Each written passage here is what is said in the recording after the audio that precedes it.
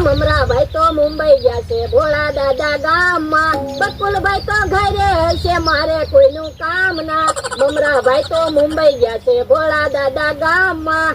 આજ તો ભોળા દાદા ગામમાં આટો મારવા ગયા, હાન હુંજે આવે નહીં તો હારું, મારે તો શાંતિથી બેહાય.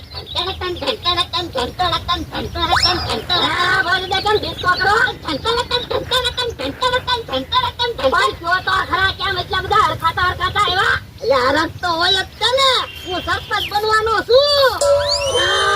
તમે સરપંચ બનવાના? ગામમાં બધા વાતો કરતા હતા 2050 ની સાલમાં ઓળાને સરપંચ બનાવવો છે. ક્યારે? એ 2050 ની સાલમાં.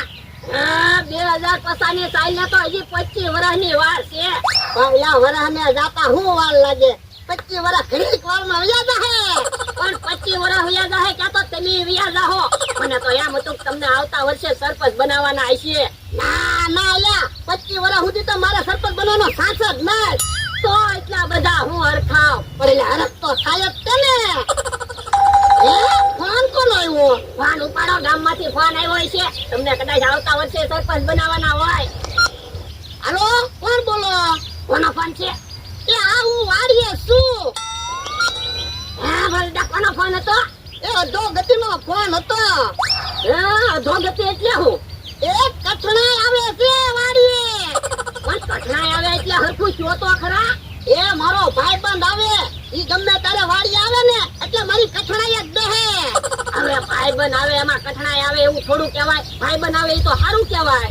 એટલે આ ભાઈબંધ આવે ને એ સારું જ કહેવાય. પણ આ ભાઈબંધ આવે ને એટલે મારી કઠણાઈ બેહે. તો પણ આપણે ધ્યાન રખાય તો કઠણાઈ નો બેહે. એટલે આ ફૂલ ધ્યાન રાખવું પડશે. હા વરદા, ઓલો કોણ આવે? આ બસ ઈ કઠણાઈ છે. પણ જોયામાં તો હારા હોય એવું લાગે, કઠણાઈ હોય એવું તો ના લાગતું. એટલે આવવા તો દે એને.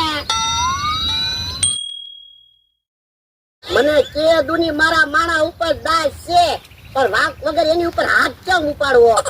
આજ વાંકમાં આવી જાહે. મેં એને લેવા મોકલ્યો જાંબુડા. સીઝન વગરના જાંબુડા કાંઈ હોય નહીં. હમણાં આવે ને એટલે ઢીવી નાખવો છે. ઈ આમ આવ્યો. લાવેલા જાંબુડા. હું ક્યાં જાંબુડા લાવ્યો? હું તો અડધેથી પાછો આવ્યો. તો અડધેથી હું કામ પાછો આવ્યો? તને જાંબુડા લેવા મોકલ્યો તો. એ અવાજ નીચો હો, એટલા બધા ઊંચા અવાજે વાત નહીં કરવાની. મારી આમુ બોલો. હાથ તો ઉપાડતા જ નહીં હો.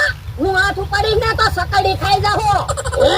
હજી મારી ઉપર હાથ ઉપાડવાની વાત કરે? કીધું ને હાથ ન ઉપાડતા. હું કઈ તમારથી બીતો ના. ઈ તો મારી કરતા વધારે તપી ગયેલો છે. હું હવે મારી સામે બહુ પાવર જ નહીં કરવાનો. આ તો જવા દે જા, મારે તને કામે જ નથી રાખવો. એ હું તે રાજીનામું દેવા જ આવ્યો, મેં કામ ગોતી લીધું. હવે સાનો માનો બે, મારી સિવાય તને કોઈ કામે ન રાખે. હવે મમરાભાઈ અને બકુલભાઈએ મને કીધું છે તમ તારા અમારે અરે કામે વ્યાય. હવે ઈ આખો દી રખડતા હોય, ઈ તને હું કામે રાખે? હવે ઈવડા એને જૂની ગાડીઓ લઈને જૂની ગાડીઓ વેચવાનું ચાલુ કર્યું. એને કેટલા બધા પૈસા મળશે અને મને કેટલા બધા પૈસા મળશે. આ તો ત્યાં મહેનત નહીં કરવી પડે? મહેનત તો કરવી જ પડે ને, તો જ પૈસા મળે ને. ઈવડા એને મને કીધું તારા ગાડીઓ વેચવાની, તો પણ અહીંયા મહેનત કર, હું તારો પગાર વધારી દઉં. તમે પગાર વધારી દેતા હોય તો મને તમારી અરે ક્યાં કઈ વાંધો છે? આ તો હું 2 દી જોઉં પછી તારો પગાર વધારી દઈશ. તો વાંધો નહીં. હાલો આપણે ઈવડાની જેમ કાંક ધંધો ચાલુ કરવી. શું ધંધો ચાલુ કરશું? એ ઈવડા જૂની ગાડીઓ લઈને જૂની ગાડીઓ વેચે ને, હા આપણે નવી સાયકલ વેચવાનું ચાલુ કરવી. એટલે સાયકલ કોણ લે? હવે સાયકલ તો ઘડીક વારમાં વેચાઈ જાહે.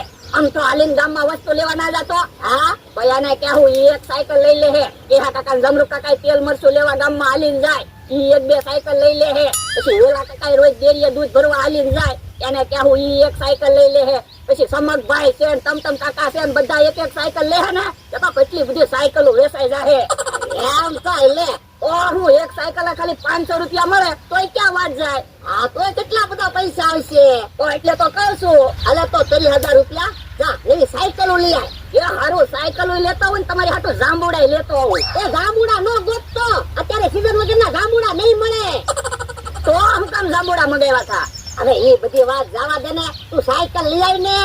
એ હારું હું સાયકલો લઈને આવું ને ક્યાં તમે બધાને કહી આવો એને સાયકલ લેવી હોય ને એ આપણી વાડી આવે. એ હારું હારું થયું બધું એમ કેમ પતી ગયું. મને તો એમ થયું મને બે ધોલું આટી જાય. હાલો હવે હું બધાને કહી આવું.